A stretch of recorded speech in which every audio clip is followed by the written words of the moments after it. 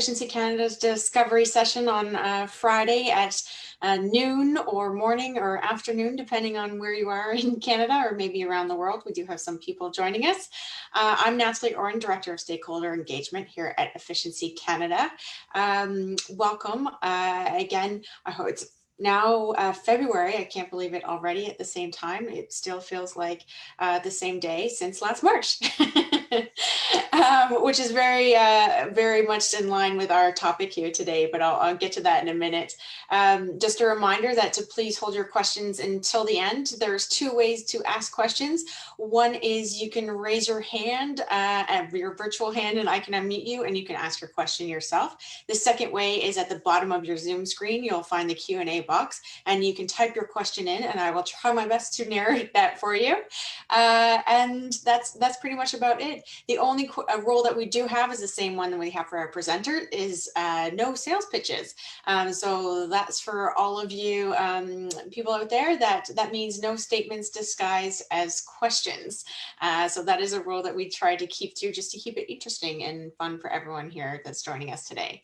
So without further ado, please welcome Josh Lewis from Nerva Energy, who is going to speak to a very, like I said, topical topic today. Mitigation of communicable diseases, which includes COVID, spread while managing and enhancing energy efficiency.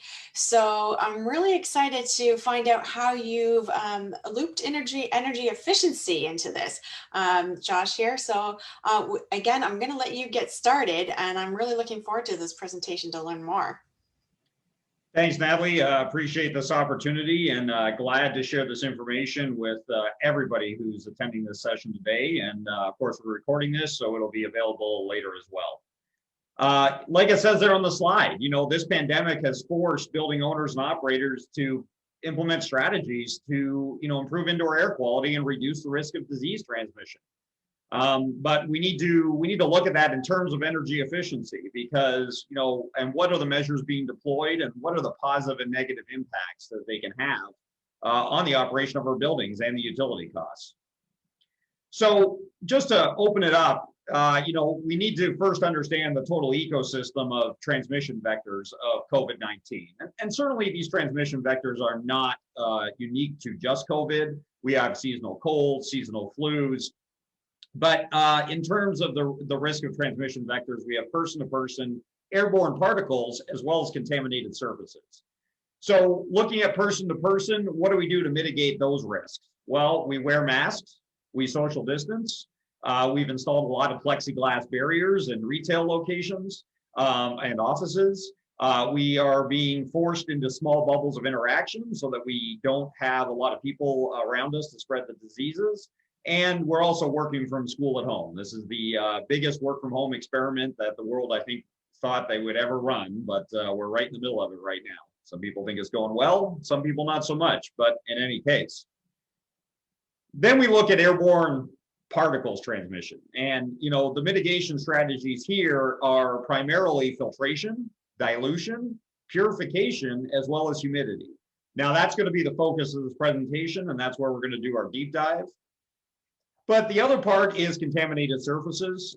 So we've definitely put mitigation strategies into place for these as well. That's cleaning, antimicrobial surfaces and coatings, gloves, as well as hand washing. So all three of these major mitigation strategies are important and we need to do them all. But today we're going to be focusing on that airborne transmission.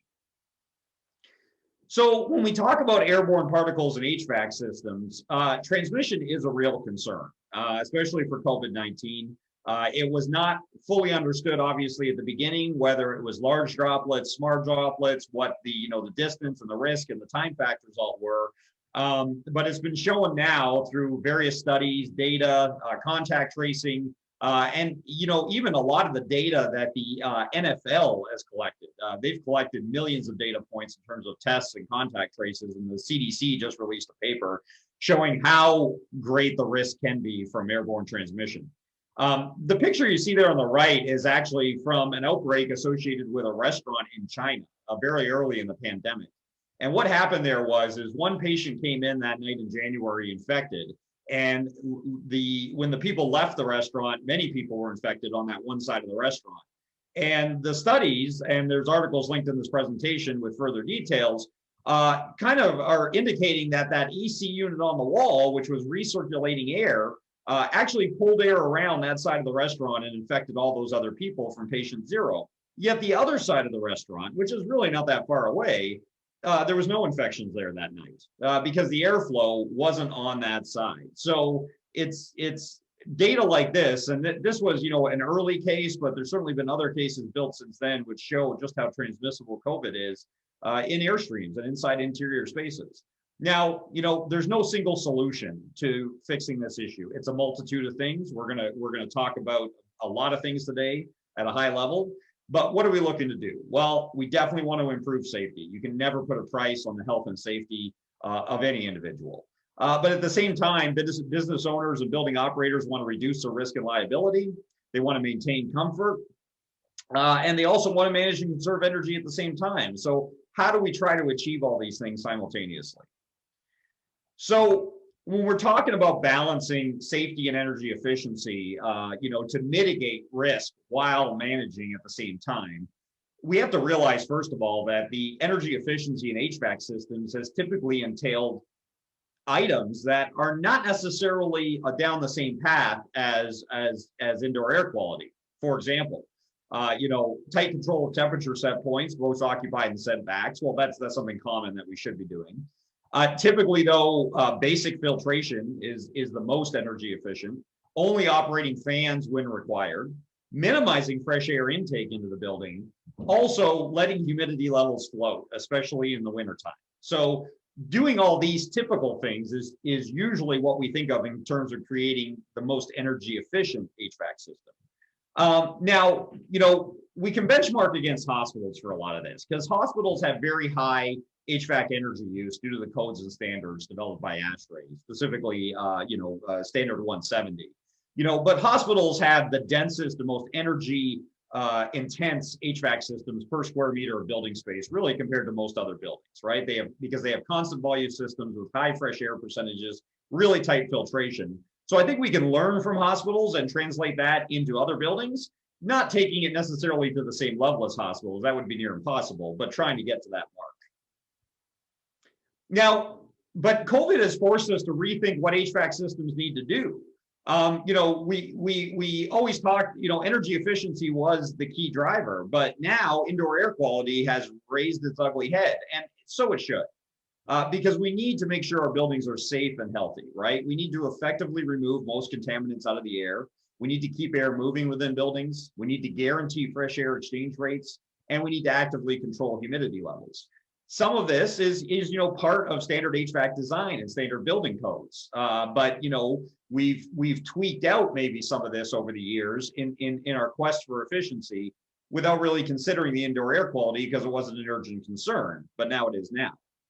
But as we go down this path of trying to achieve great indoor air quality while being energy efficient, the benefits are going to be likely above and beyond COVID and the current pandemic. It's going to help us affect seasonal flus and colds, other airborne pathogens. And, this is a good thing, I think. It's going to give us this renewed focus on indoor air quality, health, and wellness, and not trying to sacrifice one for the other. So let's start with filtration and improving the performance of that. So filtration performance is critical, especially on any systems that mix or recirculate air. So this is the vast majority of buildings. As you're looking at your current operations, the first thoughts that should run through your head are, do you know your current filter performance level? Do you know your current filter condition? And what is your strategy for changing filters? The MERV rating table for filters is there on the right. And first thing has to be realized is not even all filters have a MERV rating. Media style filters, which are very loose, don't have a MERV rating and are practically useless for COVID-19 or most airborne pathogens. Typical pleated filters usually have a MERV 7 rating, but is that enough? Well, the answer is no. ASHRAE has come out and said that MERV 13 filters are the minimum recommendation for COVID-19. Now, most large air handlers can utilize MERV 12, 13 filters. but we have to realize that high MERV rated filters will need to be changed more often. They're simply tighter, they're more effective at removing contaminants out of the air, but that means they're going to plug up quicker as well. But HEPA filters, which a lot of people are, investigating or installing, especially in HEPA filter carts, maybe side, carts that are wheeled into a room that supplement the filtration of the HVAC system. We have to realize that HEPA filters can't be used on most standard equipment outside of hospitals. So don't think that we're going to go out and buy HEPA filters and install them in our rooftop air handling unit. HEPA filters are too tight, and the fans in most typical equipment aren't designed for HEPA filters for that level of tightness. Also, the fact that HEPA filters, to be affordable in any kind of way, need a pre-filter, and otherwise the HEPA filters plug up too quickly and they're very costly to replace. And typically our air handling systems have not been designed for those. Now, what are the efficiency opportunities here, though, in filtration? Well, differential pressure, DP, has always been the optimal way to evaluate filtration system performance and replacement cycle. Changing filters on a time-based schedule is generally inefficient from one of two ways. Either we're changing the filter too early, meaning that there's still life left in the filter, meaning that we're spending more on filters, or if we're doing it on time, we could be changing the filters too late, meaning that the filter performance is now degraded, the fan is probably drawing more power to draw air across the filter, and we're off the performance curve. So differential pressure has always been the optimal way to determine when a filter needs to be changed. So that is the strategy that should be implemented, whether manual readings, electronic readings, tied into the building automation system, whatever you can do to optimize that. The other part is considering switching to electrostatic filters.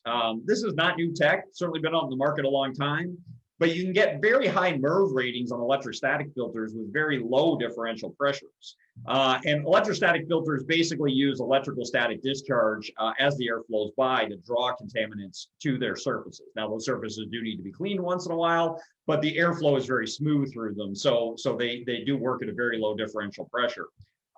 Definitely electrostatic filters are going to have a higher upfront cost, but they are going to cost less to operate over time when you consider that they're going to use less energy on the fan. They're also going to use less, you're not using replaceable media anymore, so you're not going to have that ongoing cost.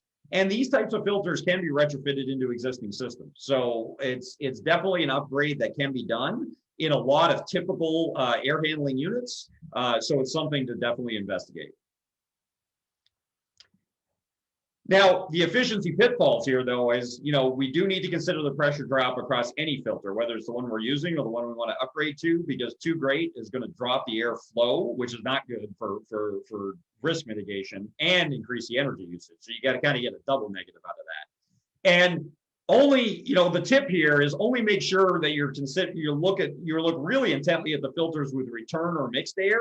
Don't upgrade the filters on makeup air units or dedicated outdoor air systems that don't have recirculation.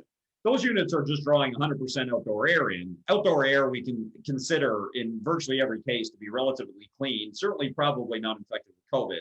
So MERV 7 is fine. We don't need to go to MERV 13 on those 100% outdoor air systems. And I recommend using an HVAC professional to measure fan power and motor, fan power motor pre and post filter changes, and assess the airflow balance if you are doing a major filter upgrade to make sure you're not negatively impacting your efficiency or your airflow within your system. Now, next is dilution. We want to definitely keep the air moving, ensure that constant circulation is occurring in buildings when they're occupied. So what does this mean? Well, makeup air systems should be on and running at full speed. That basically means fan on mode if we think about our thermostats within all zones while the building's occupied. Rooftop and heat pump systems, exhaust, ERVs, HRVs, or VAV or VVT systems, forcing them to move air where they may have traditionally not moved air before in order to get that keep that circulation going to reduce risk. And consider flushing the building by turning on systems early, maybe 2 hours before occupying, 2 hours after occupying, modifying your controls to get that flushing going on to again, keep more air moving, more air filtered, and reducing the risk of transmission. So the real efficiency opportunity here in terms of keeping air moving is installing, upgrading, or retrocommissioning HVAC controls. You want the fans to run in an automated way. You also want to ensure repeatability in the operation and that you're keeping a data trail. That could be very important should, something, get upset and, perhaps there's a lawsuit or you're pulled into a court. By having a great control system, not only can you make sure the actions are happening all the time, but you have that data trail to reduce your liability. And also too, from an efficiency perspective, when the building is not occupied, make sure the HVAC controls are putting those fans back in auto mode to save as much energy as you can, and that they don't start up again until you get into that pre-occupancy flushing cycle. Now, the next part is about dilution, is fresh air. So again, during occupied hours, which are the important hours, we want to guarantee a volume of fresh air should be brought into a building. Now, this may not be always occurring, especially in systems that have CO2 demand control ventilation, right?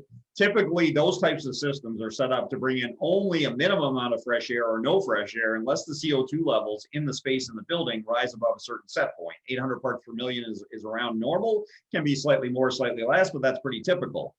So now, right now, until we get mass vaccine rollout and community transmission of COVID drops, we really need to consider disabling demand control ventilation on any systems that we have. Unfortunately, that's not great for efficiency, but it mitigates the current risk.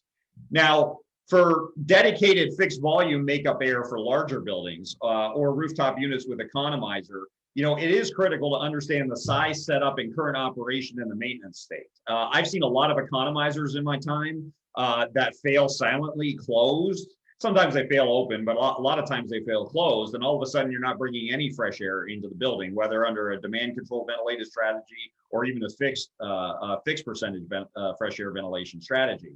So inspecting your economizers, inspecting the return mixed dampers, and making sure that the system is operating correctly to make sure this fresh air volume coming in is critical. Now, the next thing, and this is something which may be new to a lot of the participants on the line, is ductwork leakage.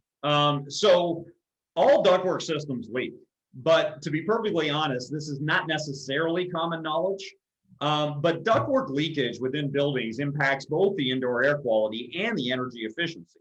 Now, if we pull a quote right from ASHRAE out of the duct design manual, ASHRAE states that 75% of commercial ductwork systems leak between 10 to 25%. And based on real world numbers that I'm seeing, actually the leakage is typically higher than that, maybe in the 20 to 35% range. Now, what does this mean? Well, that means that we're leaking air from the ducts into ceilings and mechanical spaces, which we're wasting energy to do because those are unoccupied spaces of the building. Nobody's breathing that air. And we're also reducing the effective dilution rate of the entire air system in the building, again, where people are breathing in the occupied spaces. We don't care about ventilating ceilings and mechanical shafts where no one is breathing the air. So if duct leakage is reduced, there'll be an immediately more air exchange in the space that people occupy, reducing the transmission risk. But what are the options to fix this issue? So ductwork can be sealed. Now, the traditional methods during typical new construction projects or major retrofits is using mastic, tape, and caulking from the outside. However, there is newer technology on the market now, which you can seal ductwork from the inside out in a more repeatable, computer-controlled process that is actually a lot quicker and a lot invasive to buildings, especially existing buildings. So this is something to strongly consider. So the efficiency opportunity is sealing the ductwork is going to improve the airflow to the occupied spaces, which is where it's important. You also have the potential now to reduce the airflow of the whole system while still supplying the required air volumes to the space, because now that 20 to 30% leakage is now down to maybe 5% or less. That means there's a potential to back off the fan, back off the whole system volume, and still deliver a great amount of air to the occupied areas because the ducts aren't leaking anymore. And this could also avoid the need to actually increase the size of the HVAC equipment. There are a lot of places that are looking at completely replacing HVAC systems in order to reduce the risk of transmission. But ductwork sealing can, a lot of times, get you, all that way there at much less cost and much less time. Now, the tips here, this is one of the only strategies, ductwork sealing, that mitigates COVID, but it can also save you energy over the long term. So it actually has a payback, which can make it easier to justify the investment. Certainly can be an invasive measure, though, depending on the current building condition and the method chosen. Asbestos lined ceilings can be problematic for external sealing, but obviously the inside technology works a little better on that case. This may be also a good time to consider cleaning your ductwork. If there is excessive buildup in it upon inspection. Certainly return ductwork and exhaust ductwork commonly sees this problem. Supply ductwork, not typically as much. But if your ductwork is excessively dirty, what a great time to clean it and seal it all at the same time. Now, the next part of this puzzle is active air purification. So again, this is like the ductwork sealing. This is not new technology, but something prior to this pandemic has typically not been recognized or mass deployed. It was been mostly used over the past number of decades in hospitals and food processing facilities that have high contaminant loads and are really trying to, reduce as much risk as possible due to healthcare acquired infections or, listeria in food processing and those types of situations. So there's a couple different types of technologies we can look at. There's certainly UV light exposure to the airstream. So this is simply where UV lights are put into the airstream. They purify the air passing by. Nobody doubts that, shining UV light on biologics generally kills them. So this is great this can be useful for systems with returned or mixed air. Or we can look at UV light catalytic technology. So this type of technology generates ionic effects and uses ductwork as a dispersant. And this is really applicable to all types of systems. Typical ionic effects include bipolar ionization, as well as photohydroionization, or also called dry hydrogen peroxide. And these type of ionic effects, when pushed into the building, can combat bacteria, viruses, mold, pollen, dust, odors, and VOC. So it's really multi-effective. And it is, certainly not a part of any building code or any kind of ASHRAE standard requirement. But there are technologies out there that are effective. They're laboratory proven, they're real world proven, and they do the job. And they are really going to take your indoor air quality and to the next level while greatly reducing risk. So the efficiency opportunities on this type of tech is to look for UV technologies that utilize LEDs because they're going to have a lower power and a longer life than traditional UV bulbs. Definitely ensure these systems are wired to turn off when the HVAC system is not moving air, unless otherwise recommended by the manufacturer. There are some UV-based systems that are not really, they're not really recommended to power cycle, so they do have to be left on. And look for technology that produces multiple effects, and definitely stay away from any type of technology like this that generates ozone or radicals, because both ozone and radicals are contaminants for the air. They're very effective at killing things, but you don't want to breathe them either. So we want to stay away from those. Next is relative humidity. I think we can all appreciate in Canada, in a lot of areas, we have a very wide breadth of relative humidity levels over the years, right? We have sweaty, very humid, muggy summers, and we have very dry, cold winters. And the research into the optimum zone of relative humidity and within buildings is very deep and very old. And the industry standard, as you can see on the chart, is we should be trying to keep the indoor air relative humidity in all buildings between 45 to 65% during every day, every hour of the year. It has, keeping RH in that zone has many benefits beyond COVID-19, including, reduced absenteeism from school and work, occupant mood, productivity. There's all kinds of studies supporting this. Now, if we assume for a second that dehumidification in the summer is usually taken care of by the cooling system, certainly in Ontario, for example, the majority of our cooling load in the summer is latent, not sensible. So we are doing quite a bit of dehumidification in the summer just to get, a relatively good feeling, air quality, air feeling in the building. So usually that's not too much of a problem, but the bigger problem usually is the winter. And the question is, are you injecting humidity? Because if you're not, then your building in most cases is probably too dry inside in the winter. And that's just the fact of our HVAC systems. So the efficiency opportunities here when we're talking about humidity is, if you do have an existing humidity injection system, replacing those old and inefficient systems can be a good choice right now. For example, ultrasonic and high pressure spray systems have come a long way. We typically don't want to install steam humidification systems anymore. And if we do have steam humidification, we may want to consider ripping those out and putting in ultrasonic or high pressure spray. Also verifying that the controls and the monitoring and the overall control sequence of the relative humidity is correctly operating, to make sure that we are controlling to it, the equipment's operating properly, we're not over humidifying or over dehumidifying. So there's a pitfall here though, right? Improving humidity control, can lead to new equipment needed and increased energy usage. There's just in many ways no way around that, especially when we're talking about injecting humidity into systems in the winter. Typically, only large commercial buildings, Class A commercial buildings, have typically monitored and controlled the humidity at the equipment level, and most other buildings just allow it to float.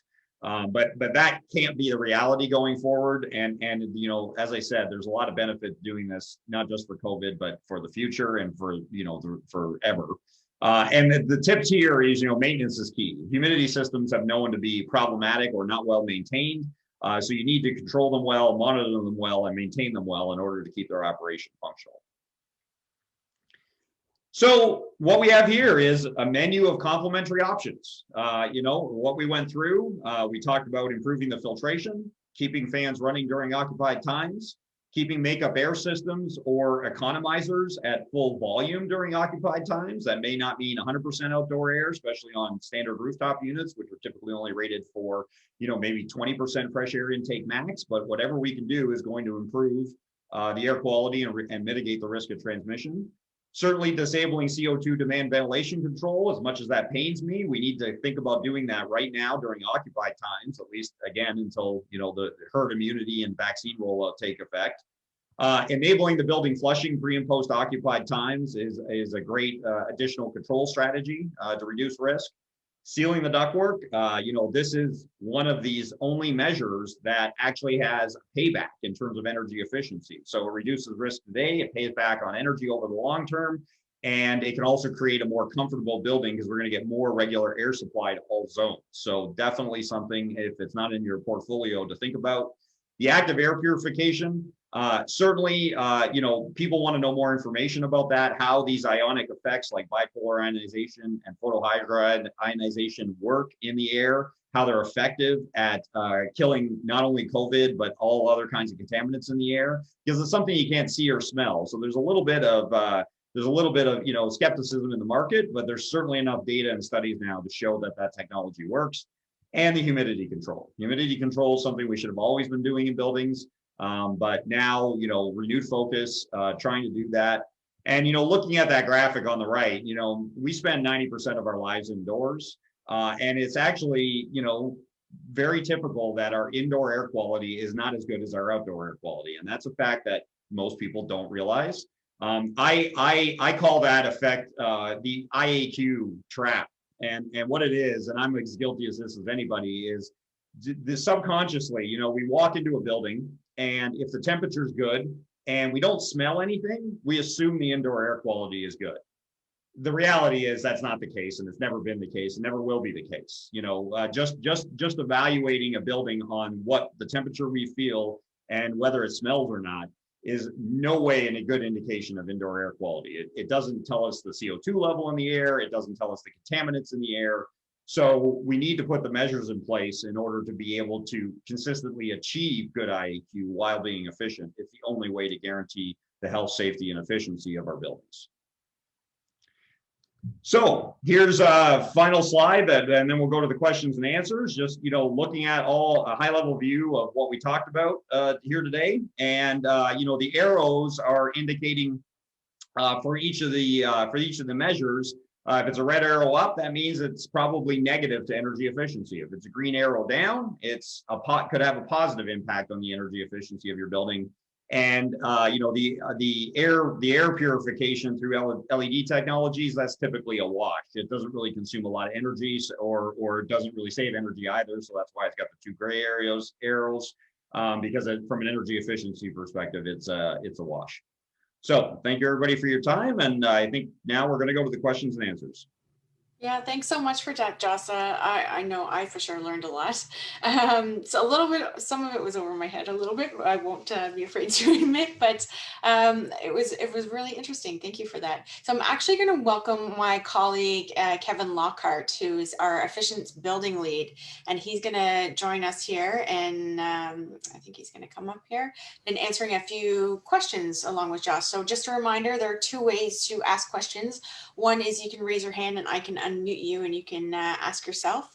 And then the second way is at the bottom of the Zoom screen, there's a Q&A box. I noticed a lot of people are chatting and asking questions in the chat, but if you could put them in the Q&A box, that'd be really helpful. It just allows us to keep track and not miss any questions there. So there is a question here, Josh, from Hamid, is regarding the UV LED, so specifically for 254 nm, based on what DOE communicated, so the Department of Energy communicated via lighting workshops this week, seems UV LEDs are not still mature enough.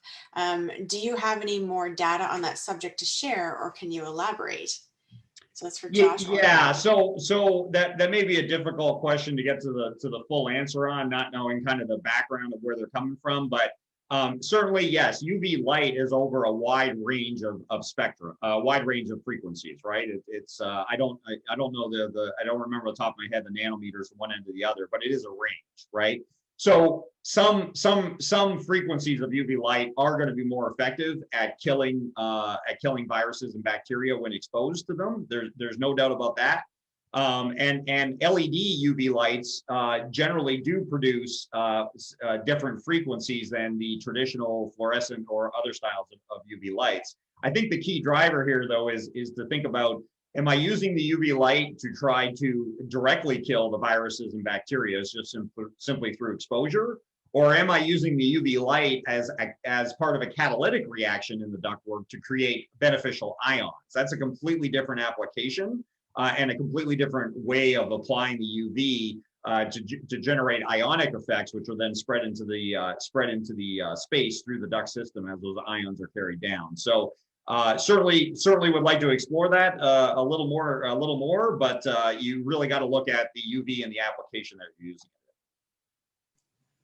Thanks for that, Josh. Just Kevin, is there anything you want to add to that, or? Nothing to add to that. I'd love to bring Josh's attention to Kevin's question, Kevin DeWitt, about duct cleaning. So he's referring to a CMHC research paper that was, I guess the effect was that the standard duct cleaning in residential forced air systems resulted in perforations or holes, and that led to significant reductions in the HVAC efficiency and comfort. Do you have any thoughts on that, Josh? Well, I'm not familiar with that study in particular, but definitely I've seen duct cleaning done before. I've seen it done manually. I've seen it done with robots in commercial applications. I've seen it done with water, compressed air sprays. There's all kinds of different ways that people clean ductwork. Certainly, some of the more, abrasive ways could certainly punch holes in the ductwork or punch holes in seams, and you wouldn't want that. I mean, given the choice between slightly dirty ductwork and holes in the ductwork, I think I'll probably take the slightly dirty, just me personally.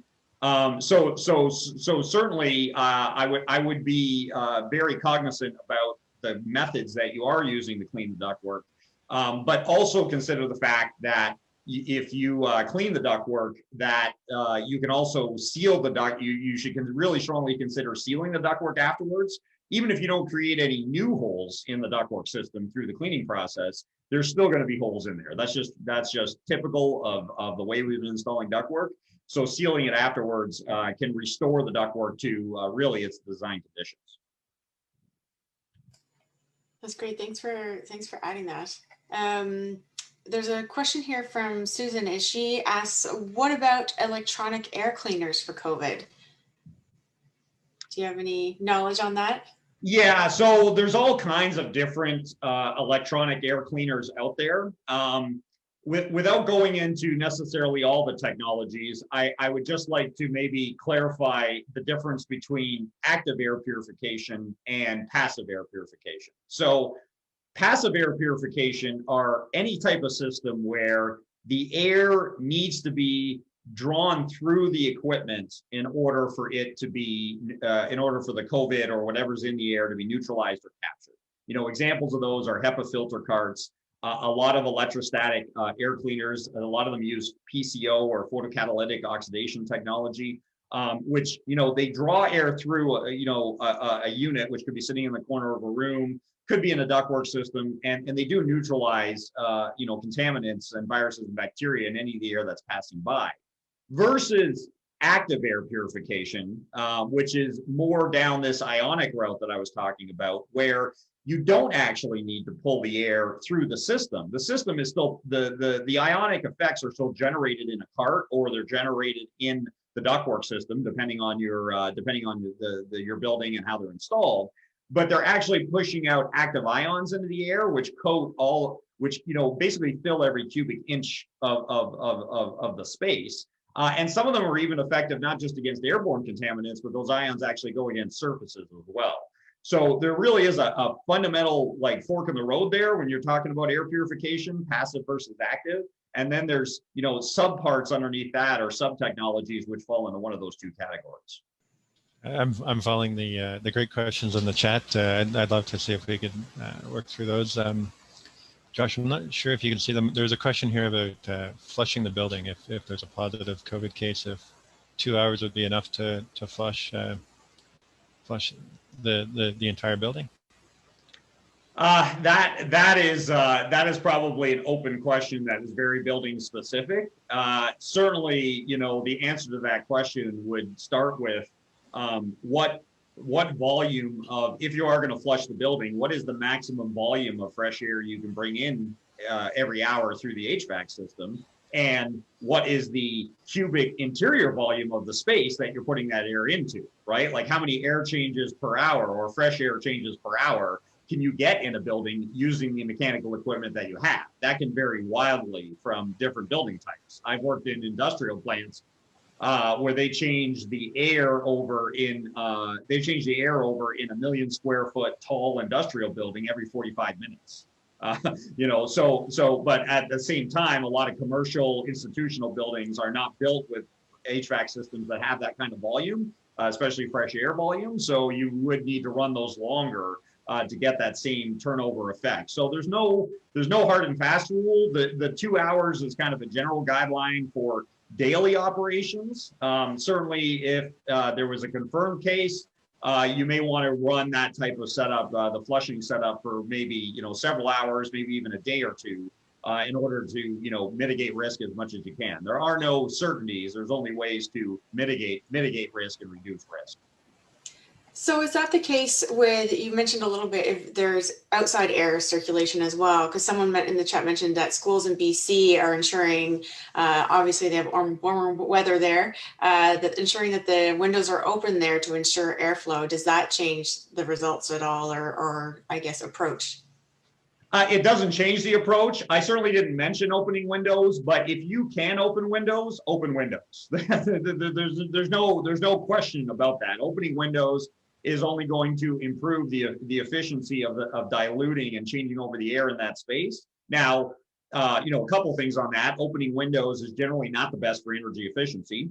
You're just going to need more thermal energy out of the HVAC system to maintain the desired temperature.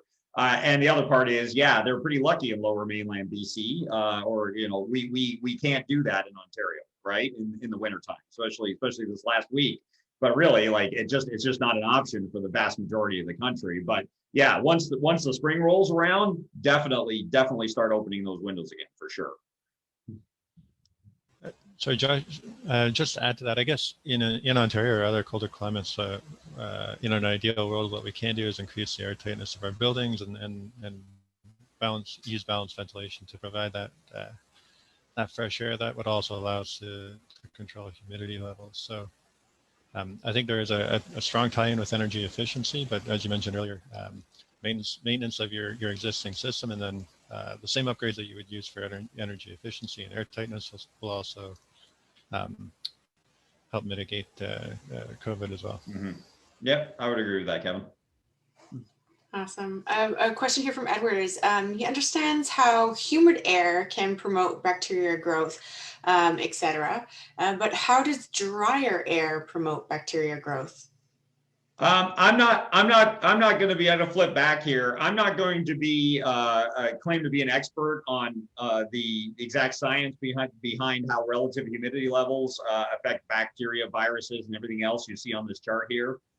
This is based on years and years of research. But yeah, if you look at viruses in particular, which is the second line, you can see the risk is high on both the, if we have high relative humidity and low relative humidity.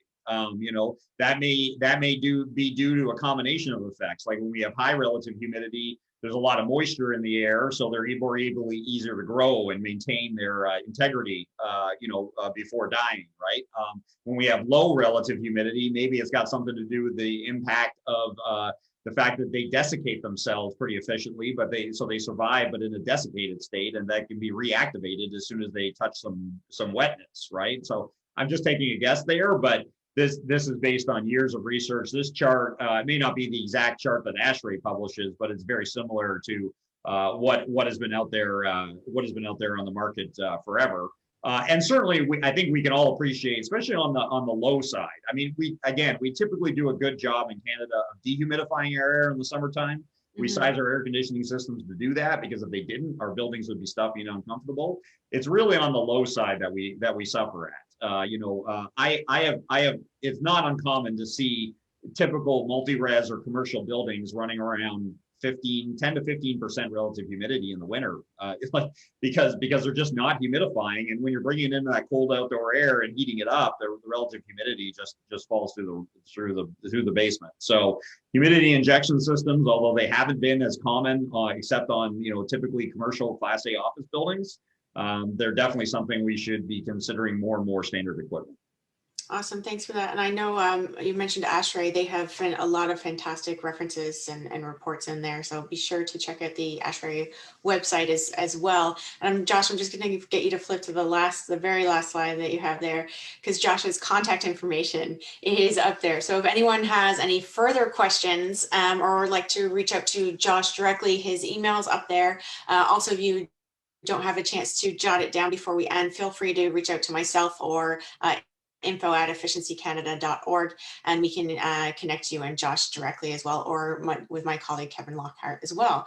So thank you so much, Josh, and thanks for Kevin for jumping on to answer a few of the questions, and thank you to our audience for joining us for another discovery session today. I hope you learned something today. I know I learned a lot for sure, and I have a number of questions as well after this. I'm sure others do as well. So just a reminder to everyone, we actually have a break next Friday for discovery sessions because it's the Family Day on the following Monday in a lot of provinces. So I'm going to skip next week, but we will be back on February 19th, and we're going to return with Fortis BC, who is going to share details on their natural gas heat pump pilot program. So the results that they're having to date and what's next. So another great discovery session. Thanks again for joining us, and thanks again, Kevin, and thanks, Josh. Have a great weekend, everyone.